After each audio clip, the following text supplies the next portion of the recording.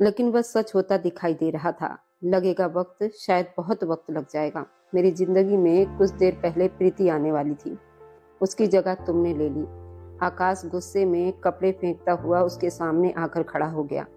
तुम विजय की जिंदगी में शामिल होने वाली थी और मेरी जिंदगी में आ गई हो। तुम दोनों को वक्त लगेगा इस रिश्ते को स्वीकार करने में। आकाश, मैं दिल से आपको चाहती हूँ। वह दर्द से तड़पती हुई उस पर चिल्ला उठी थी। प्रीति का नाम अपने नाम के साथ जुड़ता सुनकर वह बड़ी दुविधा में खड़ी हो गई थी। तुम्हारे लिए आसान होगा, लेकिन मेरे लिए नहीं। इंतजार करो। आकाश इतना कहकर पलटा ही था, वह फिर से उसके सामने आकर खड़ी हुई।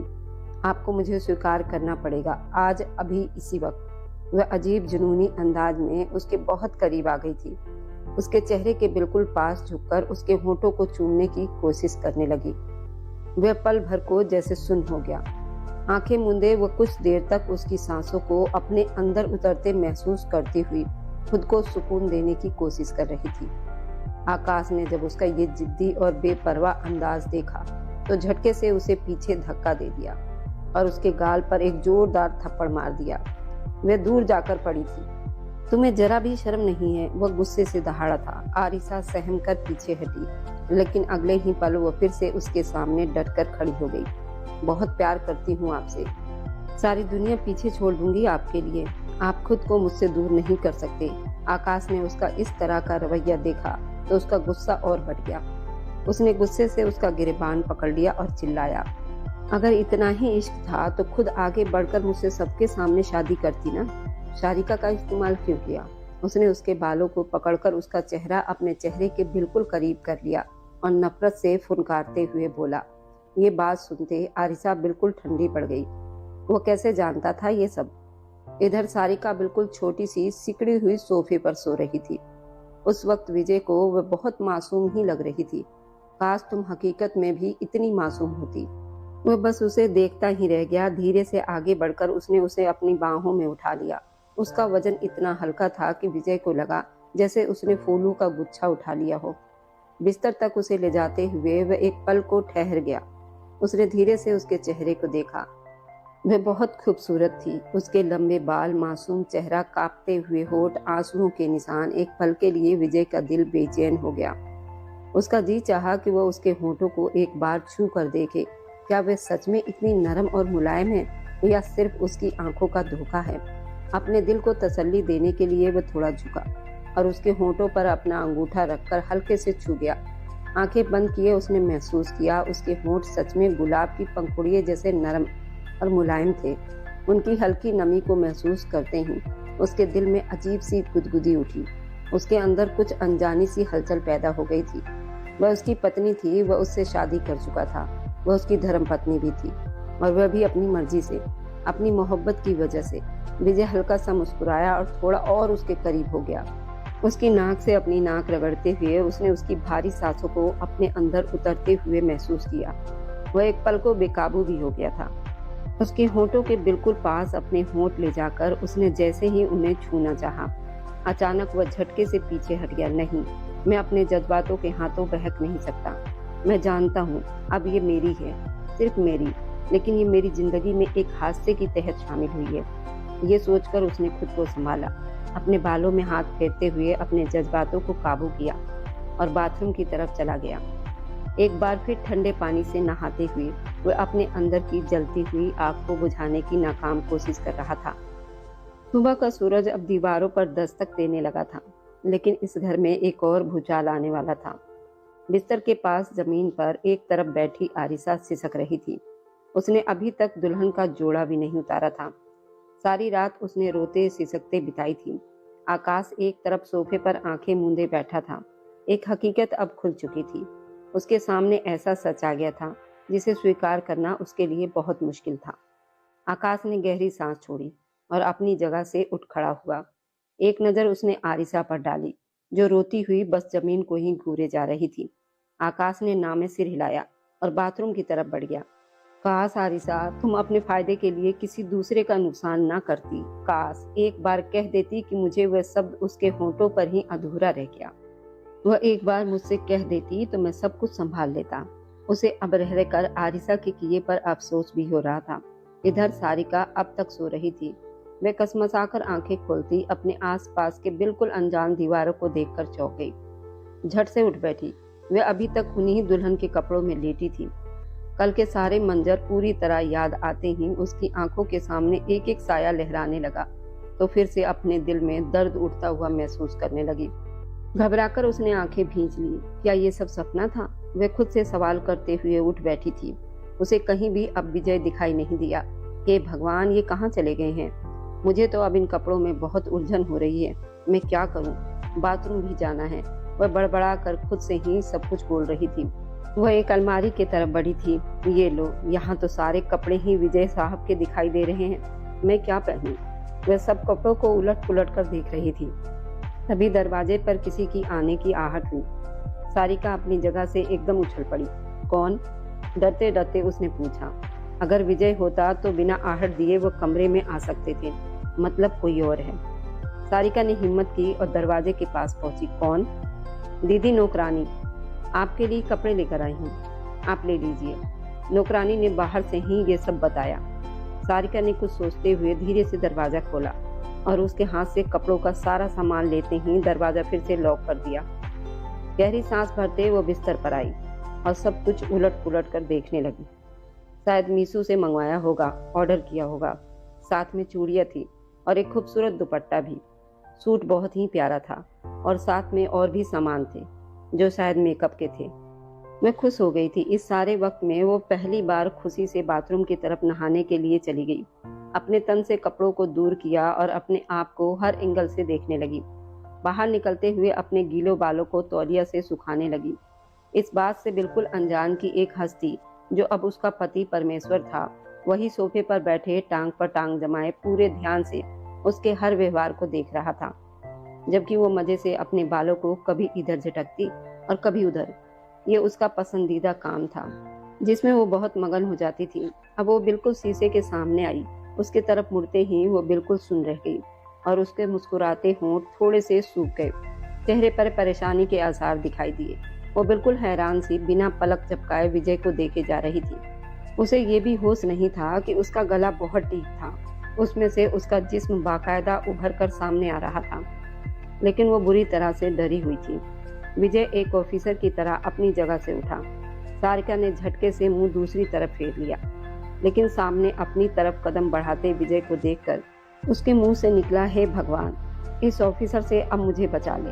वह अपने मुंह से ऐसे शब्द निकाल गई जिन्हें विजय सुन तो गया था, मगर समझ नहीं पाया वह क्या बोल रही थी। वह बिल्कुल सामने आ गया, बस 1 इंच की दूरी पर।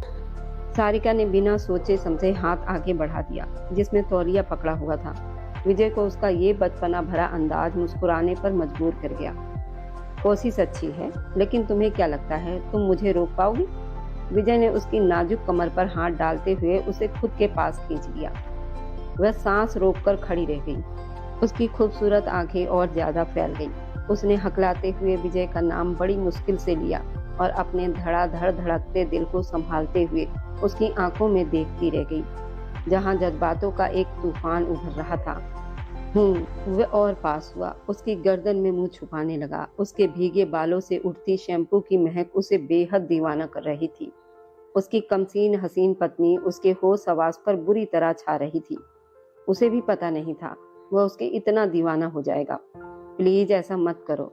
वह आंखों में नमी लिए विजय को कंधे से पकड़कर पीछे करती हुई थोड़ी सी कसमसाई थी, जबकि विजय अपने होठों की मोहर उसकी सुराहीदार गर्दन पर रखकर उस पर मोहब्बत की मोहर लगाने लगा। सारिका के सांसें भी उथल पुथल हो गई। उसका दिल पसलियों को तोड़कर बाहर आने को बेताब बैठा था। आंखों से चुपके चुपके आंसू बह रहे थे। गर्दन से कान की लौ तक चूमता हुआ वह उसके गाल तक आया, जहां आंसू बहते जा रहे थे। विजय 1 इंच की दूरी पर पीछे हुआ। उसकी आंखों में आंसू देखकर बोला, तुम तो मुझसे प्यार करती हो ना, फिर मेरी मोहब्बत में रो क्यों रही हो? विजय बिना पलक झपकाए उससे बात कर रहा था, जबकि सारिका का दिल बड़ी जोर से धड़कने लगा। बोलो, जवाब दो मुझे अभी तुम्हारा जवाब सुनना है। अचानक विजय के शब्द बदल गए और वह गुस्से में हो गया। सारिका बुरी तरह डरकर सहम गई। मैं कुछ पूछ रहा हूँ तुमसे, मुझे उसका अभी जवाब चाहिए। उसने झटके से उसके बाजू को खींचा तो वह तड़प कर रह गई। उसे लगा उसका बाजू अभी उसके जिस्म से अलग हो जाएगा। क्यों किया तुमने ये सब सारिका? इसी वक्त मुझे जवाब चाहिए, वरना बहुत बुरा कर दूंगा तुम्हारे साथ। वह गुस्से से गरजा था। मुझे मुझे माँ के पास जाना है।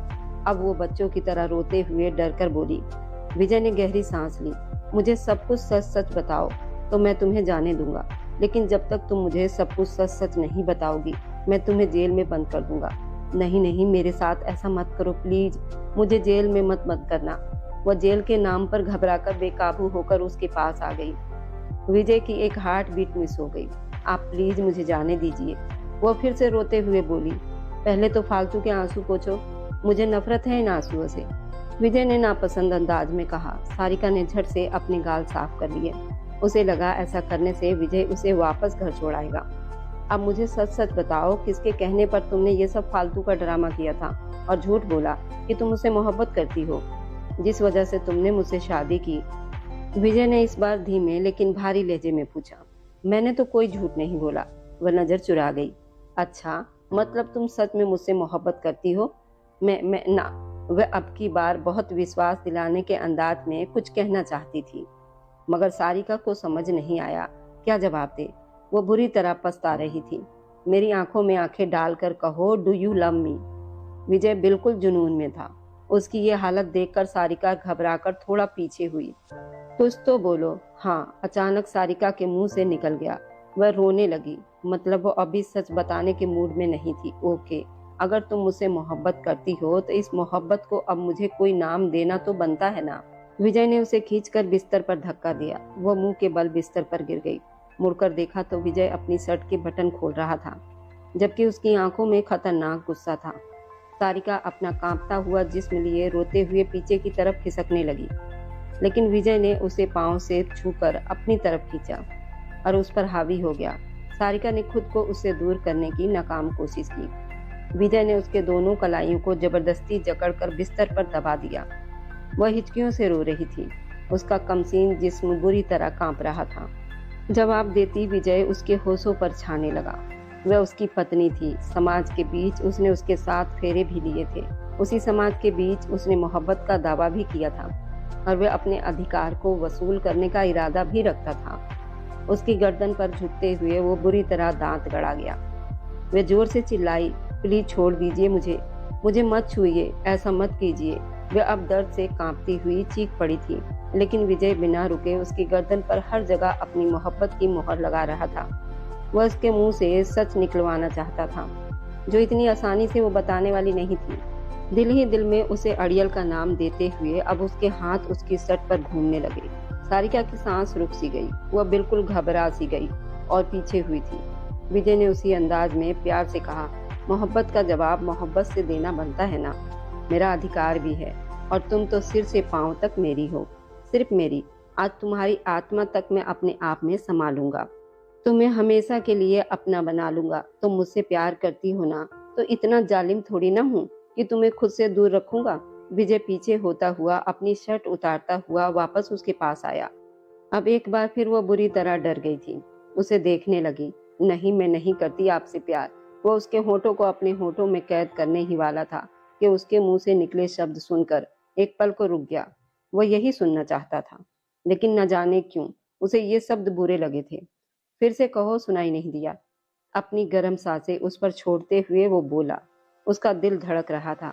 यही सच है, मैं आपसे प्यार नहीं करती। उसने अपने शब्द फिर से दोहरा दिए। फिर शादी क्यों की? विजय का शब्द इस बार टूटा हुआ था। वह नहीं बता सकती थी। प्लीज मुझे जाने दीजिए। एक बार फिर वह गिड़गिड़ाई और आधा सच बताकर विजय के गुस्से को और हवा दे गई। तुम ऐसे नहीं मानोगी। जब मैं पति होने का पूरा अधिकार वसूल करूंगा ना, तभी तुम्हारी जुबान से पूरा सच निकलेगा। विजय ने अपने होंठ पीछे खींचे। उसके होंठों को छूने ही वाला था। अचानक से वह करंट खाकर पीछे हट गया। क्या मतलब? सारिका अपनी कलाइयां सहलाती हुई पीछे हुई। बेड से टेक लगाकर बैठ गई। मैं ये सब नहीं करना चाहती थी। मैंने ये सब अपनी दीदी के लिए किया। सर, मैं आपसे शादी नहीं करना चाहती थी। सारिका रोते हुए विजय को अब सब सच बता रही थी, जो उसके लिए सुनना बहुत मुश्किल था। क्या ये सच बात है? हाँ, दीदी अपनी शादी से बिल्कुल भी खुश नहीं थी। सारिका की आंखों के सामने आरिसा का उदास चेहरा आ गया। सारिका, मैं ये शादी नहीं करना चाहती, बिल्कुल भी नहीं। मैं विजय से प्यार नहीं करती। वह रो रही थी। क्यों? वह फौजी है। सारिका को ये समझ नहीं आया था। नहीं, ऐसी बात नहीं है। आंसू पोंछते हुए उसने कहा, फिर क्या बात है दीदी, मुझे बताइए ना। सारिका ने बहुत जिद की। मैं किसी और से प्यार करती हूँ। आरिसा ने दिल बड़ा करते हुए सारिका को सब कुछ बता दिया। कुछ पल तो सारिका उसे देखती रह गई। दीदी, ये आप क्या कह रही हैं? 2 दिन के बाद आपकी शादी है। सारी तैयारी पूरी भी हो चुकी है। सारिका परेशान हो गई। सब अपनी मर्जी कर रहे हैं, किसी को मेरी परवाह ही नहीं। मैं क्या चाहती हूँ, कोई मेरे बारे में नहीं सोच रहा। सारिका, मैं कह रही हूँ मैं मर जाऊंगी, लेकिन ये शादी बिल्कुल भी नहीं करूंगी। आरिसा रोते हुए बोली, दीदी, आप आकाश से प्यार करती हैं तो फिर उसे कहिए ना कि वह आपके लिए रिश्ता लेकर आए। सारिका उम्र में बहुत छोटी थी, कुछ हद से ज्यादा मासूम। उन सब रस्म रिवाज को वह समझ नहीं पा रही थी। ऐसा बिल्कुल मुमकिन नहीं सारिका। वह मजबूर है इस घर के लिए, और मैंने सोच लिया है, वह नहीं तो कोई और नहीं। मैं जहर खाकर मर जाऊंगी। हे भगवान, ना करे दीदी ऐसा। ऐसा मत करो, ऐसा कुछ भी मत करो। सारिका मासूम दिल लिए बोली थी। क्या करूं फिर? मैं अपने दिल से दगा नहीं कर सकती। मैं किसी और को प्यार करती हूँ और जिंदगी किसी और के साथ नहीं बिता सकती। मुझसे ये सब नहीं होगा। ये सब बोलते बोलते आरिसा टूट गई और उसे शादी के लिए मना करती रही। तो आप इस शादी से मना कर दो ना, पापा को सब कुछ बता दो। सारिका ने राय दी। काश ऐसा हो सकता, लेकिन अब ये सब मुमकिन नहीं। अब कुछ नहीं हो सकता। आरिसा मुंह दूसरी तरफ फेर गई। काश मैं आपके किसी काम आ सकती। सारिका ने दिल से अफसोस करते हुए कहा, तुम मेरे लिए क्या कर सकती हो? अचानक उसने सवाल किया। सारिका ने चौंक कर आरिसा को देखा। दीदी, मैं आपके लिए कुछ भी कर सकती हूँ। सारिका ने दिल से कहा, फिर ये शादी तुम कर लो ना। अचानक आरिसा खुदगर्ज बन गई। दीदी, मैं कैसे? सारिका का दिल जोर से धड़कने लगा। देखो, तुम अगर कहोगी कि तुम विजय से मोहब्बत करती हो तो घर वाले सम्मान भी जाएंगे। दीदी, मुझे उन फौजियों से बहुत डर लगता है। उनकी आंखें देखी है, कितनी गुस्सैली है। सारिका ने एतराज उठाया था। तुम बस शादी कर लेना, विदाई नहीं होगी। तुम अभी छोटी हो और तुम्हारी पढ़ाई भी पूरी नहीं हुई है, तो पापा तुम्हारी विदाई बिल्कुल भी नहीं करेंगे। आरिसा ने उसे बहुत तसल्ली दी। सिर्फ तुम्हें शादी करनी है, उनके साथ जाना तो नहीं है ना? उस मासूम ने भोले अंदाज में पूछा। तो आरिसा ने उसे जोर से गले से लगा लिया और दिल पक्का कर लिया। वह उससे माफी मांगने लगी। हाँ, बस शादी होगी, उससे ज्यादा कुछ नहीं होगा। लेकिन कोई मेरी बात क्यों मानेगा? अचानक सब कहेंगे कि सारिका पागल हो गई है, ऐसी उल्टी सीधी बातें कर रही है। बड़े पापा ने एक थप्पड़ जड़ देना है। सारिका ने मुंह बनाते हुए कहा। आरिसा सोच में पड़ गई। मेरे पास एक और तरीका है, थोड़ा इधर आओ। लेकिन मुझे विश्वास है तुम कर लोगी। तुम बहुत हिम्मत वाली लड़की हो, आरिसा ने मोहब्बत से कहा। सारिका उसे बस देखती ही रह गई। फिर आरिसा के प्लान के हिसाब से सारिका को कहीं से एक नकली गन मंगवा कर दी गई, जिसकी बदौलत वह सब कुछ आरिसा के बताए हुए तरीके से करती चली गई, जबकि वो बहुत डरती थी। उसने अपना डर आरिसा से भी बताया था, कहीं विजय उसे शादी से मना कर दे तो। आरिसा ने उसे विश्वास दिलाया था, जगदीश अंकल उसे जरूर मना लेंगे, और फिर वैसा ही हुआ जैसा आरिसा ने सोचा। बस गड़बड़ वहां हो गई जब शादी के साथ ही उसकी विदाई भी हो गई, और साथ ही सब लोगों ने उसे अपना संबंध भी तोड़ लिया। वहीं सारिका पूरी तरह टूट गई थी। उसे विश्वास ही नहीं आया, कैसे अपने लोग ही उसके लिए पराये हो गए थे। सारिका सारी सच्चाई सुना रही थी। विजय बहुत चुप खड़ा था। वह एकटक उस लड़की को देख रहा था, जो हिचकियों के बीच सारी बातें बता गई थी। वह छोटी सी लड़की थी। विजय ने गहरी सांस छोड़ी और सिर से हल्का सा झटका दिया। उसके चेहरे पर गुस्से भरी मुस्कान थी। वह इंसान जो उड़ती चिड़िया के पर गिन लेता था, आज एक छोटी सी लड़की के खेल को समझ नहीं सका और उसकी भूल भुलैया में फंसकर रह गया। वह जैसे ही पीछे हटकर खड़ा हुआ तो उसका संतुलन बिगड़ गया और वह लगभग जमीन पर गिरते गिरते अपनी छाती पर हाथ रखकर संभला। वह अभी खुद पर ही मुस्कुरा रहा था, लेकिन इस बार उसकी मुस्कुराहट बहुत गुस्से वाली थी। सारिका ने एक चोर नजर उस पर डाली और अपने आंसू पोंछे। विजय ने उसे देखा। उसकी साफ गर्दन पर अपने ही दिए हुए निशान देखे तो वो अपने होंठ भींच गया। उसे खुद पर फिर से गुस्सा आ गया। वह आगे बढ़ा, उसका दुपट्टा उठाया और उसकी तरफ फेंक दिया, जो सीधे उसके मुंह पर जाकर लगा। सारिका ने डरते हुए उसे देखा। अपना हुलिया ठीक करो और बाहर आओ, वह कहकर उसने पैने नजर हटाते हुए अजनबी से लहजे में कहा और खुद कमरे से बाहर निकल आया। सारिका को उसका ये अंदाज बहुत बुरा लगा था, लेकिन वह चुपचाप उठी और शीशे में खुद को देखने लगी। अपनी गर्दन पर पड़े निशान देखकर वह फिर से रो पड़ी थी। जंगली फौजी कितना जालिम इंसान है। दीदी, मैं आपको छोड़ूंगी नहीं। कहाँ फंसा दिया मुझे। वह दिल ही दिल में आरिसा से शिकायत कर रही थी। उधर सभी लोग बड़े हॉल नुमा कमरे में मौजूद थे, बहुत गहरी सोच विचार में डूबे हुए थे। आकाश ने कुछ छुपाते हुए और कुछ सच बताते हुए घर वालों के सामने सारी हकीकत खोल दी थी। मनीषा आंटी और जगदीश अंकल तो अपनी बेटी की हरकत पर बिल्कुल चुप रह गए थे। वह ऐसा कैसे कर सकती है? किसी को विश्वास नहीं हो रहा था। हमें सारिका को वापस लाना चाहिए। उसे सजा देकर हमने बहुत बड़ी गलती की है। आकाश की आवाज गूंजी। तभी जगदीश अंकल ने हाथ उठा दिया। सब बातें अपनी जगह है, लेकिन आरिसा की हरकत नजरअंदाज करने वाली नहीं है। उसने जो किया बहुत गलत था और सजा सारिका को मिल चुकी है। जगदीश अंकल गुस्से में बोले थे, फिर तो आरिसा को भी सजा मिलनी चाहिए, क्योंकि उसने अपनी आने वाली जिंदगी के लिए एक मासूम लड़की का इस्तेमाल किया है। उसने अपना रास्ता साफ करने के लिए सारिका को मोहरा बना दिया। आकाश भी तेज शब्दों में बोला। तभी बाहर दरवाजे के पास खड़ी आरिसा के पैरों तले से जमीन खिसक गई। उसका अपना पति उसके लिए सजा मांग रहा था। आरिसा को बुलाओ, जगदीश गुस्से में मनीषा आंटी से बोले। वह घबरा गई। आप क्या कहेंगे उससे? सबके सामने पूछूंगा, बुलाओ उसे। इस बार वह और ज्यादा गुस्से में बोले। इतने में आरिसा खुद ही अंदर आ गई। सभी की नजरें उसकी तरफ उठ गई। उसकी आंखें सूजी हुई थी। जगदीश अपनी जगह से गुस्से में खड़े हुए। आरिसा सहम गई। अचानक एक जोरदार चटाक की आवाज गूंजी और उसका गाल झन्ना सा उठा। आकाश ने अपनी मुट्ठियां जोर से बंद कर ली थी। सभी ने हैरानी से जगदीश अंकल को देखा। जगदीश, ये सब क्या कर रहे हो? जवान बेटी पर हाथ उठा रहे हो।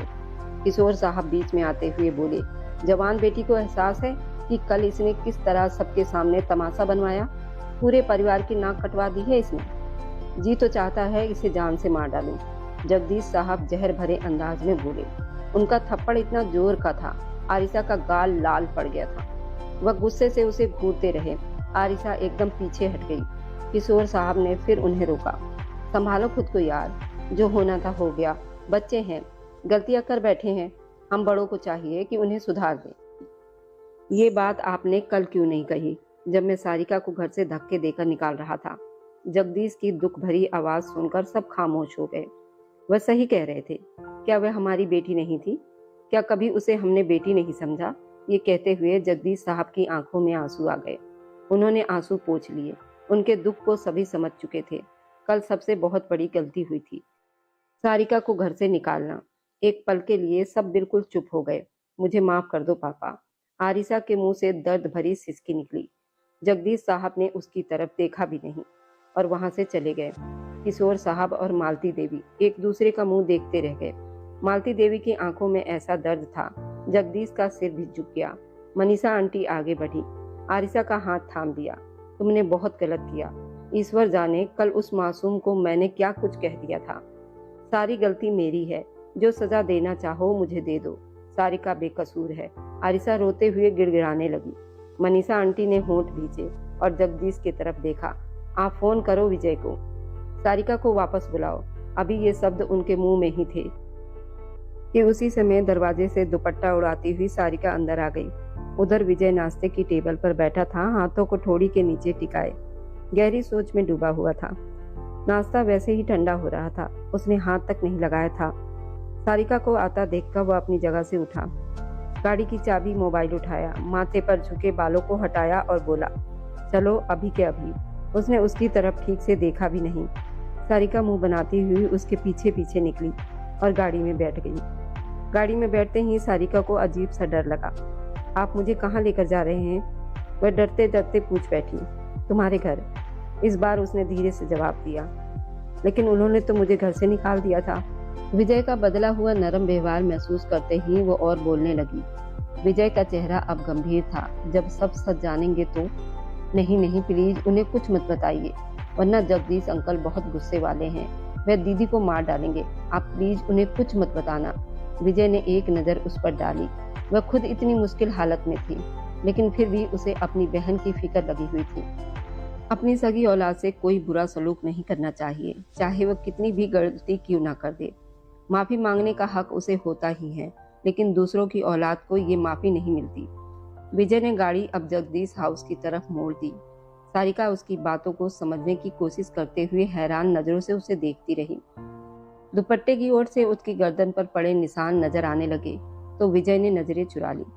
दुपट्टा सही से ओढ़कर नीचे उतरो। अगला हुक्म उसने दिया, वह खुद भी नीचे उतरा। सारिका ने शादी का दुपट्टा अच्छी तरह अपने ऊपर लपेटा और उसके साथ अंदर बढ़ गई, जहां इस वक्त शायद कोई अहम बात चल रही थी। जगदीश, मनीषा आंटी और बाकी सब लोग कुछ कह रहे थे कि तभी पीछे से सारिका की आवाज सुनकर सब चौंक गए और दरवाजे की तरफ देखने लगे। सारिका की आंखों में ढेर सारे आंसू थे। वे होंठ बाहर निकालकर आंसुओं को रोकने की नाकाम कोशिश कर रही थी। सारिका, जगदीश साहब के मुंह से निकला। बस इतना सुनते ही वो भागती हुई उनके सीने से जा लगी। एक अजीब सा सुकून सबके अंदर उतर गया था। आकाश ने गहरी सांस छोड़ी और फिर विजय की तरफ देखने लगा, जो बहुत गंभीर खड़ा था। हमें माफ कर देना बेटा, हमसे बहुत बड़ी गलती हो गई। जगदीश साहब ने उसके सिर पर हाथ फेरते हुए प्यार से कहा। मालती देवी भी भाग कर आई और उसे अपने सीने से लगा लिया। मुझे पहले से ही पता था, मेरी सारिका ऐसी बिल्कुल भी नहीं हो सकती। वह ऐसा कोई गलत काम कर ही नहीं सकती। मालती देवी ने उसके माथे को चूम लिया तो वह हैरानी से सबको देखती रह गई। एक नजर दूर खड़ी आरिसा पर गई। उसके गाल पर उंगलियों के निशान साफ दिखाई दे रहे थे। दीदी, वह तड़प कर आरिसा की तरफ बढ़ी। दीदी आपको? उसने बहुत मासूमी से उसके गाल को छुआ। आरिसा और ज्यादा शर्मिंदगी हो गई। किसी ने उसके चेहरे पर पड़े थप्पड़ को उतना महसूस नहीं किया था, लेकिन जिस मासूम के साथ उसने इतना बड़ा व्यवहार किया वही अब उसके लिए तड़प रही थी। सारिका, मुझे माफ कर दो। मेरी वजह से कल सबने तुम्हारे साथ बहुत बुरा सलूक किया। मैं गलत थी। आरिसा सिर झुकाए ये सब कुछ बोल रही थी। सारिका ने रोते हुए उसके आंसू साफ किए, उसे गले से लगा लिया। नहीं दीदी, प्लीज मत रोना। आप रोती हो तो मुझे बहुत दुख होता है। वह मासूम आरिसा से बेहद मोहब्बत करती थी और अभी भी उसकी फिक्र में लगी हुई थी। विजय ने सिर झटका और बाहर की तरफ कदम बढ़ा दिए। विजय, आकाश की आवाज पर वह रुक गया। आकाश उसके सामने आकर खड़ा हो गया। हो सके तो हमें माफ कर दीजिएगा, आपके साथ भी बहुत बुरा हुआ है। विजय ने एक कड़वी नजर आरिसा की तरफ डाली। अच्छा हुआ आप सबको सच्चाई पता चल गई। खेल खेलने के लिए मेरी जात का इस्तेमाल किया गया, ये बात मैं कभी नहीं भूलूंगा। उसकी बात पर सब दम साधे उसे देखने लगे। विजय बेटा, क्या बैठकर बात हो सकती है? जगदीश बहुत नरम मिजाज के आदमी थे, उसी वजह से वो हमेशा सख्त फैसला लेने से बचते थे। विजय ने गहरी सांस छोड़ी। क्या आप डिवोर्स पेपर मंगवा लेंगे? मैं उस पर साइन कर दूंगा। वह गुस्से से कहता हुआ बाहर निकल गया। उसकी बात सुनकर सबको जैसे सांप सा सूंघ गया। कोई कुछ बोल ही नहीं सका। अब 2 महीने हो चुके थे। विजय से किसी की कोई बात नहीं हो पा रही थी। 1-2 बार जगदीश ने मिलकर उससे बात करने की कोशिश की, लेकिन वह उनसे भी नहीं मिला। वह घर भी अब कम ही आने लगा था। ज्यादा वक्त अब उसका पुलिस स्टेशन में ही बीतता था। घर जाता तो वह उन पलों में बुरी तरह जकड़ जाता, जिन पलों में उसे कुछ देर के लिए ही सही उस लड़की से मोहब्बत महसूस हुई थी, जो अब उसकी मोहब्बत में नहीं आ सकती थी। लेकिन फिर भी वो उसे भूल नहीं पा रहा था। वह उसे छूना भी नहीं चाहता था, मगर उसका दिल बेईमान हो रहा था। बार बार उसके साथ बिताए पल याद आ रहे थे। अब उसकी बहुत चाह हो रही थी। वह लड़की उसे हर हाल में चाहिए थी। वह नहाते हुए भी उसी के बारे में सोचता रहा। गुस्से में डिवोर्स बोलकर तो आ गया था, लेकिन अब घर जाने से डर रहा था। वह रिश्ता तोड़ना भी नहीं चाहता था। उसे डर था कि जो उसने कहा कहीं वह सच ना हो जाए, उसे सच में डिवोर्स देना न पड़ जाए। इसलिए वह घर गया ही नहीं था। नहाकर बाहर आया। गीले बालों को सुखाते हुए उसने शर्ट पहनी और परफ्यूम छिड़कने लगा। तभी उसके कमरे में कॉल आने लगी। एक अननोन नंबर था। उसका दिल अटक सा गया था। उसने कॉल रिसीव की। हेलो। दूसरी तरफ बिल्कुल खामोशी थी। विजय ने अंदाजा लगाने की कोशिश की, कौन हो सकता है? हेलो, उसने फिर कहा। पैर छूती हूँ आपकी। इस तरह की आवाज सुनते ही वो बुरी तरह चौंक गया। पैर छूना? जी, आप कौन? विजय के माथे पर अनगिनत पल पड़ गए थे। मैं आरिसा बोल रही हूँ। आज पहली बार आरिसा का दिल डगमगाया था। सामने विजय की तरफ बिल्कुल चुप्पी छा गई। प्लीज कॉल मत काटिएगा, मुझे आपसे बहुत जरूरी बात करनी है सारिका को लेकर। सारिका जल्दी से बोली। सारिका का नाम सुनते ही विजय का दिल फिर से धड़क उठा। क्या कहना चाहती हो? मुझे कुछ नहीं सुनना, विजय ने साफ अंदाज में कहा। प्लीज एक बार मेरी बात तो सुन लीजिए। सारिका के साथ कुछ भी हुआ हो, वह आपकी धर्म पत्नी है। एक बार मुझसे मिल लीजिए, बात कर लीजिए, मैं आपकी हर शंका को दूर कर दूंगी। उसके शब्दों में विनती थी। आखिरकार विजय ने मिलने की हामी भर दी। एक रेस्टोरेंट में वे आमने सामने बैठे थे। जी बोलिए, अब क्या बचा है कहने को? विजय के शब्द अब भी सख्त थे। घर में सुरजीत की शादी की तैयारी चल रही है, विकास के छोटे भाई की। दूर दूर से मेहमान भी आ गए हैं। विजय को समझ नहीं आया वह उसे ये सब क्यों बता रही है, लेकिन सबको आपकी और सारिका के रिश्ते की फिक्र है। जिस तरह भी जो भी कुछ हुआ उसमें सारिका की कोई गलती नहीं थी, सारी गलती मेरी थी। आप उस मासूम को सजा मत दीजिए। आरिसा की आंखें भीग गई। क्या सजा दी है मैंने उसे? उससे कुछ जाने बिना मैं उसे वापस छोड़ आया, और क्या चाहिए तुम लोगों को? विजय गुस्से में बोला। यही तो आपने गलती की। आरिसा ने जल्दी से कहा। वह वापस आना चाहती है। उसकी बात पर वो बुरी तरह चौंका, लेकिन कोई प्रतिक्रिया न दी। वह सबको नाराज नहीं देख सकती, इसलिए वापस आना चाहती है। आरिसा समझाने की कोशिश कर रही थी। आप उसे ले जाइए। आखिरकार आरिसा ने कह दिया जो कहने आई थी। अच्छा, और वह चल पड़ेगी मेरे साथ, जबकि ये शादी शुरू से ही एक धोखा है। विजय को गुस्सा आने लगा। ऐसी बात नहीं है, आप प्लीज समझने की कोशिश कीजिए। उसका आपके साथ रहना ही ठीक रहेगा। अब आरिसा को समझ नहीं आ रहा था वह उस आदमी को कैसे समझाए। हाँ, अब कौन सी चाल चल रही हो तुम दोनों? विजय फिर से सख्त अंदाज में बोला। आरिसा ने उसे हैरानी से देखा। एक बार धोखे में आ सकता हूँ, दूसरी बार नहीं, इसलिए अच्छा रहेगा अब किसी और को बकरा बनाओ। वह गुस्से से कहता हुआ अपना मोबाइल उल्टा रखकर कुर्सी घसीटने लगा। मुझे आपसे एक और बात कहनी है, आरिसा ने आंसू रोकते हुए कहा। विजय अब रुक गया था। जब आपने उसे छुआ तो उसे बुरा नहीं लगा, लेकिन जब किसी और ने उसका हाथ पकड़ा तो उसे बहुत बुरा लगा। आरिसा की बात पर वह झटके से पलटा। उसकी कुर्सी जोर से खिंच गई। आरिसा भी उठकर उसके पास आई और अपने आंसू पोंछे। शादी के बाद बेटियां अपने घर में बसती हुई अच्छी लगती हैं, ऐसा माँ कहती है, और पति पत्नी का रक्षक होता है। एक पत्नी को अपने प्यार का एहसास भी दिलाता है पति। ये सब उसे उसका पति ही दे सकता है, आगे आपकी मर्जी। आरिसा ये कहकर वहां से निकल गई। विजय को वो कांटों पर घसीट गई थी। इधर 2 पल छोड़कर बैठा हुआ आदमी वहीं जकड़ गया। उधर घर में शादी की तैयारियां चल रही थी। दीदी, मैं ये गजरे पहन लूं? आज सुरजीत की मेहंदी थी। सभी तैयारी में बिजी थी। सारिका भी सबके साथ हंस बोलकर मुस्कुरा रही थी, लेकिन अकेले में वह इन सब बातों को याद करके जरूर आंसू बहाती थी, जिसे सिर्फ आरिसा ही जानती थी। वह सारी बातें आरिसा को बता चुकी थी। कल भी जब वो किचन में थी तो निखिल ने उसका हाथ पकड़ लिया था और वह बुरी तरह चौंक गई थी। क्या हुआ, घबरा क्यों रही हो? निखिल की मुस्कुराहट से घबराकर वहां से भागी थी। आरिसा के कमरे में पहुंचकर गहरी सांस लेने लगी। उसे इस तरह घबराया देखकर आरिसा हैरान रह गई। क्या बात है सारिका, इतनी घबराई हुई क्यों हो? उसने उसकी कलाई पकड़ी। बताओ क्या हुआ, चोट लगी है क्या? आरिसा की आवाज में फिक्र थी। सारिका ने सिर हिलाया। नहीं, जब विजय ने मुझे छुआ था तो मुझे इतना बुरा नहीं लगा था, लेकिन अभी उसने छुआ तो मुझे अच्छा नहीं लगा। वह रोते हुए आरिसा से अपने दिल की बात बता गई। आरिसा ने उसे कसकर गले से लगा लिया। उसकी आंखें आंसुओं से भर गई थी। उसी पल आरिसा ने ठान लिया वह सारिका को उसकी मोहब्बत दिलवाकर रहेगी। उसी दिन उसने विजय से बात करने का फैसला किया था, और आज वही दिन था। जब वो घर लौटी तो चारों तरफ शोर था। सब शादी हॉल जाने की तैयारी में लगे थे। अरे आरिसा कहाँ रह गई थी? जल्दी से तैयार होकर बाहर आओ, बारात निकल आई है। मनीषा आंटी ने कहा। मम्मी, सारिका कहाँ है? अंदर होगी, उसे भी साथ लेकर आना है। आरिसा जैसे कमरे में दाखिल हुई, सामने निखिल को सारिका के कमरे की तरफ घूरते हुए देखा। आरिसा का दिमाग घूम गया। उसने पास रखे फास्टेड बॉक्स से छोटी सी छुरी उठाई और चुपचाप उसके पीछे पहुंच गई। आरिसा दीदी, मैं कब से आपका इंतजार कर रही थी। सारिका पीछे निखिल को देखकर डर गई। उससे पहले कि वह दरवाजा बंद करता, आरिसा ने झटके से दरवाजा खोलकर छुरी से उसके बाजू पर वार कर दिया। वह तड़प कर पीछे हटा था। तुम्हें क्या लगा तुम्हारे गंदे इरादों को हम नहीं जान पाएंगे? अभी के अभी यहाँ से दफा हो जाओ, वरना। आरिसा गुस्से में सारिका के आगे ढाल बनकर खड़ी हो गई।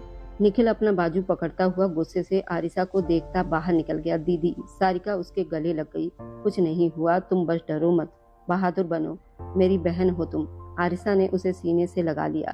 तभी आकाश अंदर आया। सारिका उसे देखकर दौड़ी और उसके सीने से जा लगी। भैया, उसकी आंखें भीगी थी।